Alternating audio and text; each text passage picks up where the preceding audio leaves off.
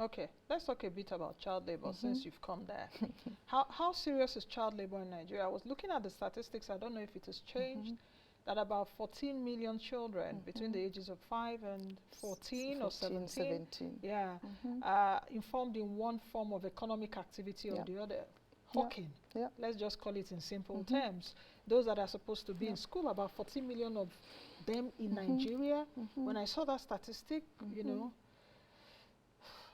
speak to me more about that. Yeah, we've been doing a lot of work in child labor, on child labor in Nigeria through our ASEL Africa project, which is accelerated action on the elimination of child labor, particularly looking at key supply chains. So for Nigeria, we were looking at cocoa in Ondo and artisanal small-scale mining in Niger State.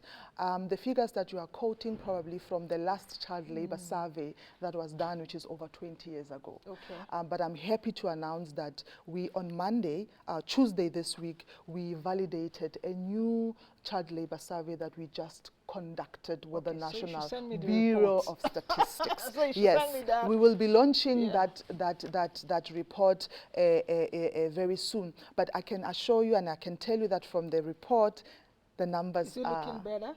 No, it's not looking better. We are seeing more children involved in It's not looking better than the 14 million? No. Wow.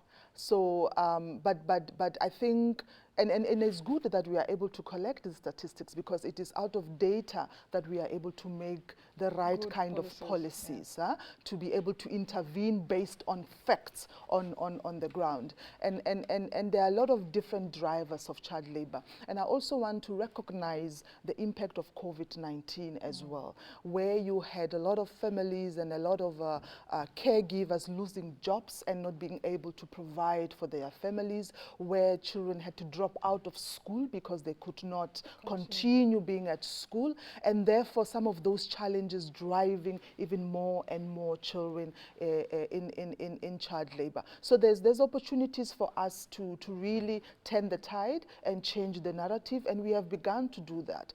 In the 2 states, the 3 states that we are working on, we were able to even return over 1,400 children back to school in Ondo, in Oshun, and in Niger. We were able to even renovate 2 primary schools in the 2 different states to create a conducive environment for these children to want to learn and to want to be in school. But the fight against child labor, the elimination of child labor, requires the involvement of the communities themselves, the involvement of the parents themselves, and the involvement of the teachers. If you